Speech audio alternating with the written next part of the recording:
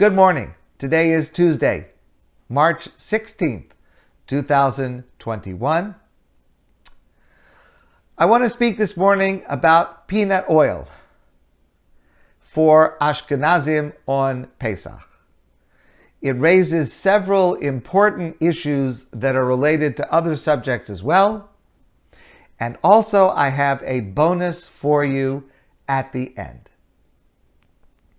Some people have the custom not to use peanut oil on Pesach, and they consider it kitnios. If this is your custom, if this is what you grew up with, then you should retain it, and you should not use peanut oil on Pesach. In my family, when I was growing up, we had peanut oil, kosher for Pesach peanut oil, and I still use peanut oil on Pesach. This category of kitnios that Ashkenazim do not eat on Pesach, but some Sephardim do, is a loose collection of different foods with several different reasons why they come into this category. Kitnios is not one single category with one single reason. That's a big mistake that a misunderstanding that a lot of people have. It's different foods with different reasons. The common denominator of all of these different foods is they are foods through which a mistake might be made to come to, God forbid, eating chametz on Pesach. For several different reasons. It could be that it's a food that looks like something that's chametz, or that when it is cooked or baked looks like something that is chametz. It might be a food that is grown or sold near chametz, and there is a fear that somehow a little bit of the chametz might get mixed in by accident. It might simply be a food with a name that is similar to a chametz food, and we're worried that it may be confused. And there are other possibilities of how a given food comes into the category of kitnios. So it is a wide category with many different reasons, but with a single common denominator. And that is as follows. If you're taking a child to the edge of a shallow, quiet stream of water, you hold the child's hand and you say to the child, "Don't step into the water, you'll get your shoes wet." If you take your child to Niagara Falls, you don't go up to the water and tell the child, "Don't put your feet in." You stay behind the wall, far back, with a tall, reinforced wall between your child and the mighty depth and danger of the Niagara Falls. Chametz is the Niagara Falls of Torah prohibitions. And therefore, we don't want to step up to the edge. We don't want to come right up to the water's edge. We want to stand far back with a high wall between us and chametz. Now, here's what makes it a little bit confusing. There is no definitive list what is kitnios. And that's why you'll see different lists from different places, and they will not all be the same. There is a certain smaller list about which there is a consensus that all Ashkenazim ought to prohibit to themselves. That list contains foods like rice, beans, string beans, lentils, mustard, corn, soy, peas, millet, sesame, poppy, and canola. Some people have a question about canola because they think it's a new item, but that's not true. Canola is simply rapeseed oil, which is been known for centuries and is in the category of kitnios. Now, that's kind of the basic list. There are different lists that add to this. Add certain seasonings or certain other ingredients. And the reason for that is, in a certain place, that ingredient might have been a certain problem. In some places, cumin was grown in places where there was a little bit of wheat mixed in together with it. So in those places, cumin became added to this list, etc., etc., etc. But here's the point. Because this is a custom, there is no need to add beyond the first list that I mentioned, beyond the consensus, plus whatever is your custom. Because remember, this is a custom. This expresses what you have practiced in the past and what your family practices in the past and what was practiced in the place that your family originally came from. That's how a custom, a minhag, works. So beyond the consensus list that I mentioned and beyond the customs that you yourself have from growing up your family and where they came from, there is no reason to add. And that's why I said quinoa. There's no reason to consider quinoa as kitnios. It was never on anyone's list. It has none of the properties that could be confused. And the whole discussion with it is a complete waste of time. It's not kitnios. It's fine on Pesach. I mentioned to you before, some people say that canola oil ought to be okay on Pesach, but that's because of a mistake. The mistake is because it changed its name. Rapeseed oil has always been on every consensus kitnios list. Canola is just a slightly different form of rapeseed, and therefore, even though it has a different name, it is in the category of chametz. We do not use it on Pesach for Ashkenazim. Now, some people put peanuts on the list of kitnios. Some don't. If it is your custom to avoid peanuts on Pesach, avoid them. If it is not your custom to avoid peanuts on Pesach, there's no reason to add it to your list. There's a separate question, a second question, and that goes as follows. So far I've been discussing solids, rice, beans, peas, etc. What about the liquid that comes from it? Perhaps only in its dry form could these foods be possibly mistaken or confused with chametz. But once it's in its liquid form, how could that possibly be confused with chametz? This is a disputed issue. The consensus of most normative Orthodox halakhic authorities is to prohibit the liquids as well as the solids. This is the reason that corn syrup is a product Ashkenazim do not use on Pesach, and that's why it affects so many processed foods, because we do not use corn syrup on Pesach. Rabbi Moshe Feinstein was asked about using peanut oil on Pesach. And he said as follows. He said, if your custom is that you do not eat it, then you should not eat it.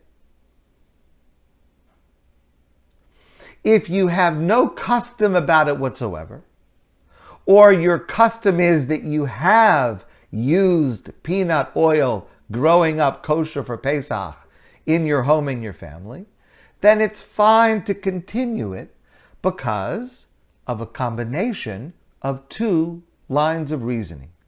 Number one, peanuts themselves are not on every list of kitnios. So it's a doubt about whether peanuts themselves are kitnios. And number two, peanut oil is one more time removed because there are some who hold that any of the oils ought to be permitted even if it was on the kitnios list. So if you put the two together, maybe it's not on the list to begin with. And now, I'm not even talking about the solid, but the liquid, there are two lines of reasoning to permit it, absent any custom that specifically prohibits it. And that's the idea, and I mentioned this a couple of days ago. We need not pile on stringency on top of stringency when it relates to kitnios. If there was an actual possibility of actual chametz being involved, then yes, all of the stringency that we can come up with would be appropriate. But since we're only talking about kitnios to begin with, it's treated much more lightly. And then a doubt about kitnios is permissible unless there is a specific custom that prohibits it. When I was growing up as a child, I remember kosher for Pesach, peanut oil, always available. I have not seen that in decades. And that's not about Jewish law, that's about the company's profitability. Most people, many Jews, do not use peanut oil on Pesach, and therefore it is not profitable for the companies to make it. But not profitable for the companies to make it does not determine what the law is. So, if your custom is that you have used peanut oil when you were a child, your family, or you do not have any specific custom about it, you should feel free, if you wish, to use peanut oil on Pesach. Now, next question. How do you make sure that your peanut oil is kosher for Pesach? It's very simple. First of all, you have to make sure that it has no chametz mixed in. And by the way, this is an issue for Sephardim also. Sephardim who will buy rice or beans or something like that, they have to be very, very careful that not even a speck of chametz got mixed in. Just to give you a product update that is new for this year, Ensure is a nutritional product that a lot of people use. It contains kitnios, but as I mentioned before, kitnios is permissible for a person who is sick. If a person needs the nutritional benefit of a product like Ensure, they're allowed to use it even though it has kitnios. However, this year, Ensure with fiber has actual chametz and therefore may not be used even for someone who is sick, unless, God forbid, they are seriously sick, and certainly cannot be used by Sephardim. So that issue of making sure that there's no possible chametz mixed in still applies. That's number one. Number two, obviously, there cannot be anything treif mixed in. So, how do we make sure that peanut oil has nothing treif mixed in and it has no chametz mixed in? The answer is very simple. And I verified this answer with a Sephardic rabbi who is a friend of mine. Buy any year-round kosher peanut oil. Because any year-round kosher peanut oil that is under supervision, what does the supervision achieve during the year? It achieves, well, there's no chametz around because there is no chametz that's made into oil at these large oil plants. But it does ensure that there's no non-kosher oil, because when large plants that make all kinds of oils, including animal-derived oils, and their pipes going back and forth, there could be a residue from one to another. That's why all oil needs to be supervised to make sure that the lines are pure, that they're separate, no non-kosher product ever goes through it. It is possible that a very minute amount of another vegetable oil might go through. However, that would be considered batel, it would be considered insignificant. Because when it comes to kitnios, as long as it's only a small amount that is not detectable at the end, kitnios is permitted. And therefore, any peanut oil with year-round supervision is fine for Pesach, even for Ashkenazim who have the custom to use peanut oil on Pesach. So I want to share with you a bonus. Now, if you follow my opinion, you can use this on Pesach. If you do not, you can still use it year-round. And this is the best recipe for French fries that you will ever make in your life.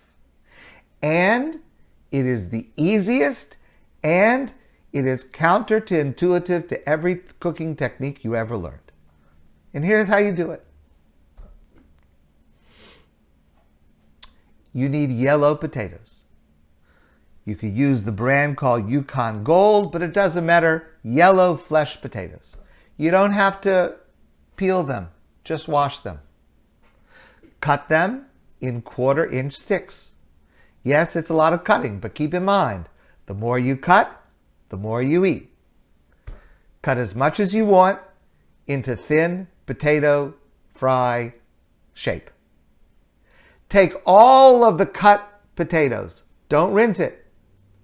Put it in a pot larger than you're going to need. Whatever amount, put it in by itself, cold. Then, again, cold, no fire. Pour in peanut oil. Pour in enough oil so that it is 1 inch higher than the potatoes. Yes, I know it's a lot of oil, but you're going to have it almost all left over. You can use it for another purpose later on. Oil to cover by 1 inch. Put this pot on the stove. Turn it on high. Now comes the hard part. Don't touch it. Don't touch it. Put the spoon down. Stand back. Don't touch it. Don't stir it. Don't touch it. I'd really prefer you not look at it because I'm worried you might come to touch it. Just stand back. I find it usually takes about 35 minutes or so. For you, it might be a little more, a little bit less. In the last 5 minutes of cooking, when they have already started to turn brown and they're almost ready, you can use a spatula to stir them just to make sure none are stuck to each other. But until that last 5 minutes, no stirring, no implement, do not touch them. Wait till they are the way you want them. Deep golden brown, deep golden brown. Drain them, salt and pepper, and I promise they will be the best French fries you have ever had. My friends, I wish you a great day. I think it's a good idea just to practice the French fries today, just so you're ready for it. That would be my suggestion. But whatever you do, have a great day. And I look forward to seeing you soon in person. I'd love to hear what you think. Agree, disagree, make sense? Rabbi, Yes. our family's tradition from the shtetl in Europe was to eat schmaltz, and they were fleischiks all of Pesach. Okay, there you go. There you go. There are quite a number of people that did not eat any dairy products because of a fear of what the cow had eaten before Pesach. Okay? I said this on Sunday night. By the way, I spoke about this subject on Sunday night, and it is on YouTube. You can listen to it. That was a Kol Torah Mitzion. Every group of Jews has its own stringencies. People like to complain about kitnios, but every group has its own things that they use to step far back away from the edge, and not using dairy is one of them. I think we stepped closer to the edge because we used sesame candies. Those were a big thing in those days. Yeah. Okay? Okay? Okay? That was not part of my childhood, but okay? Part of Okay. organized Okay, good. thing to buy them, super sweet. Aha, aha. Any other questions? Yes, Elaine, I can't hear you. Dilemma. Yes, Elaine? I'm in a dilemma because I don't know what my family's tradition might have been. I'm a Balat Tshuva, but the reason I never had peanut oil is because I was always told from day one, don't have peanuts or any version of peanuts. So I never have. And that's many, many years. So is it now my tradition?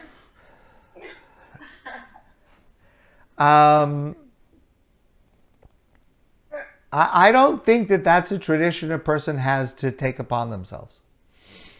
And if a person is a balas tshuva, they are allowed to decide which minhagim they take. There is no consensus within the Ashkenazic world. So I think that you have a right to use it. Okay, thank you. Rabbi, I think that after each Dvar Torah that you give in the morning now, you're going to be obligated to give a recipe. I'm up for that. I'm up for that. Every day till Pesach. I'm up for that. I have to make sure that the recipe somehow connects to the Dvar Torah. That might be a little bit more difficult. But I'm up for that. I'll try. Another challenge. Another challenge. Rabbi, Yes.